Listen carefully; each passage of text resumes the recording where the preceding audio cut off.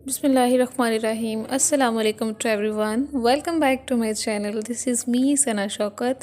आज की जो हमारी वीडियो है इसका टॉपिक है कि कौन से ऐसे स्टेप्स हैं जिनसे हम अपना गुस्सा कंट्रोल कर सकते हैं या फिर हम वापस में अपने नॉर्मल मूड में आ सकते हैं।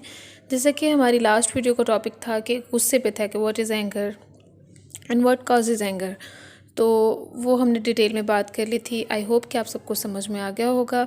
अगर कोई भी आपका ओपिनियन या कोई भी क्वेश्चन होता है तो मुझे कमेंट बॉक्स में लाजमी बताया करें, ठीक है। अच्छा जी, विदाउट वेस्टिंग टाइम हम अपनी वीडियो की तरफ चलते हैं। आज की वीडियो में सबसे पहले हम वो स्टेप्स डिस्कस करेंगे जिन स्टेप्स के थ्रू हम अपना गुस्सा कंट्रोल कर सकते हैं, यानी कि वापस कंट्रोल में आ सकते हैं। तो वो कुछ स्टेप्स ऐसे हैं, हम उनको देख लेते हैं।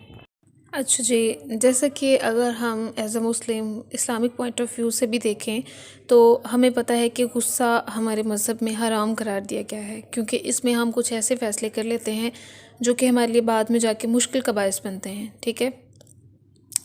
तो अगर ये भी कहा गया है, इसको कंट्रोल करने के लिए भी कहा गया है कि अगर आपको जिस टाइम गुस्सा आता है, अगर आप खड़े हैं तो बैठ जाएं और पानी पिएं, इस तरह से, यानी कि अपनी पोजीशंस को चेंज कर लें जब आपको गुस्सा आ रहा है, ठीक है। तो साइकोलॉजिकली या फिर प्रैक्टिकली आप कह लें कि जो स्टेप्स हम इसमें हमारे लिए यूज़फुल हैं उनके बारे में हम बात करें। सबसे पहले, stop what are you doing. आप जो काम उस वक्त कर रहे होते हैं उसको फ़ौरन से स्टॉप कर दें, ठीक है। फॉर एग्ज़ाम्पल, अगर आप किचन में कोई काम कर रहे हैं और आप गुस्से में हैं उस वक्त, तो आप वो काम वहाँ छोड़ दें, उसको मत करें, ठीक है, क्योंकि आपका एंगर उस चीज़ में कन्वर्ट होने लग जाता है, ठीक है।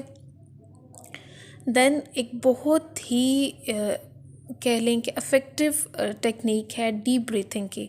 इसमें क्या होता है कि हमने इनहेल और एक्सहेल का प्रोसेस होता है कि सांस जो है वो हम अपने नाक के थ्रू अंदर लेके जाते हैं और 5 सेकंड्स के बाद हम उसको आहिस्ता आहिस्ता मुंह के ज़रिए उसको ब्रीथ आउट करते हैं।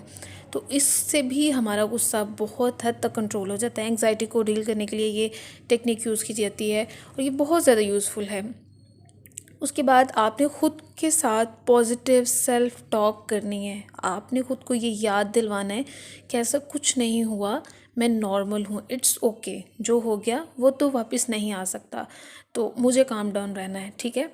अगर आप ख़ुद के साथ इस तरह से बात कर रहे होंगे तो आपका गुस्सा ऑटोमेटिकली ही कम होना स्टार्ट हो जाता है। यूज़ आई स्टेटमेंट्स। आई स्टेटमेंट्स यानी कि पॉजिटिव स्टेटमेंट्स, जिसकी हमने अपनी लास्ट वीडियो में भी बात की थी। इसमें ये होता है कि आप ख़ुद को याद दिला रहे होते हो कि आप क्या हो, आप इस वक्त क्या कर रहे हो और आपके लिए क्या बेहतर है, ठीक है, ना कि आप उस मसले को लेके डिस्कस कर रहे होते हो।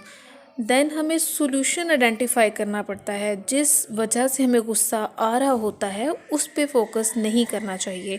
अगर हम बार बार उसी बात पे फोकस करेंगे तो हम सिर्फ जलें कुड़ेंगे, इससे ज़्यादा कुछ नहीं होगा। तो हमें चाहिए कि हम उसको सोल्यूशन फाइंड करें। और ज़्यादातर देखा जाता है कि जो बहुत ज़्यादा लेज़ी लोग होते हैं ना, वो बहुत ईजीएस्ट वेज़ जो हैं वो फाइंड करते हैं किसी भी प्रॉब्लम को सॉल्व करने में। तो सॉल्यूशन को आइडेंटिफाई करने की बजाय जब हम ये सोचते हैं कि हमने इस गुस्से को जैसे कि ख़त्म करना है, ठीक है, अब जो हो गया हो गया, अब इससे आगे कुछ नहीं हो सकता है। अगर किसी काम ख़राब होने की वजह से हमें गुस्सा आ रहा होता है तो हम जब उसकी सोल्यूशन को फाइंड आउट करने की ट्राई करेंगे तो हमारा जो अटेंशन स्पैन है वो डाइवर्ट हो जाता है एक चीज़ से दूसरी तरफ, ठीक है। तो रीज़न छोड़ के हम उस पर सोल्यूशन पे काम करना स्टार्ट कर देते हैं, तो हमारा गुस्सा जो है वो कंट्रोल में आ जाता है। और वैसे भी अगर देखा जाए तो एक गुस्सा एंगर स्पैन जो है, टाइम लिमिट जो है वो आपका 13 to 15 मिनट्स का होता है। इसमें अगर हम ख़ुद को खामोश कर लें, कंट्रोल कर लें, डीप ब्रीथिंग बहुत इफ़ेक्टिव है इन सबसे ज़्यादा। डीप ब्रीथिंग, मेरा पर्सनल एक्सपीरियंस जो है वो ये है कि अगर आप डीप ब्रीथिंग करते हैं तो आपका गुस्सा कुछ टाइम के बाद नॉर्मलाइज होना स्टार्ट हो जाता है। तो 15 मिनट्स तक अगर आप खुद को कंट्रोल कर लेते हैं तो आपका गुस्सा उसके बाद बिल्कुल ख़त्म हो जाता है और फिर ठंडे दिमाग से बैठ के कोई भी काम आप कर सकते हैं, ठीक है। आज की वीडियो इतनी ही। आई होप कि आपको समझ आई होगी, और अगर आपके लिए कुछ भी इसमें इंफॉर्मेटिव रहा है तो प्लीज़ मेरे चैनल को सब्सक्राइब कीजिए, लाइक कीजिए और मेरी वीडियोस को शेयर कीजिए। और नीचे कमेंट बॉक्स में अपनी राय लाजमी बताइएगा, मुझे फ़ीडबैक भी ज़रूर दीजिएगा। तब तक के लिए अल्लाह हाफिज़, मिलते हैं अपनी नेक्स्ट वीडियो में।